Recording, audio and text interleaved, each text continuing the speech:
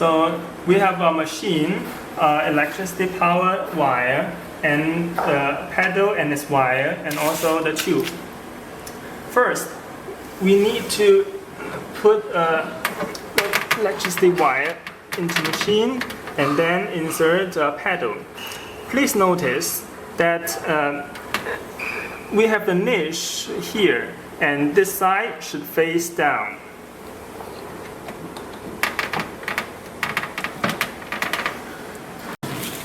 Then we need to put a tube on the top side of the bottle.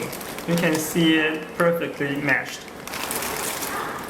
When we installed everything correctly, we can switch it on, and then we can see the negative pressure clock moving.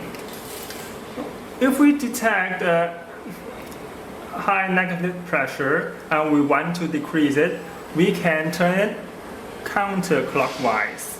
If we want to increase the negative pressure, we can regulate it by turning it clockwise, like this.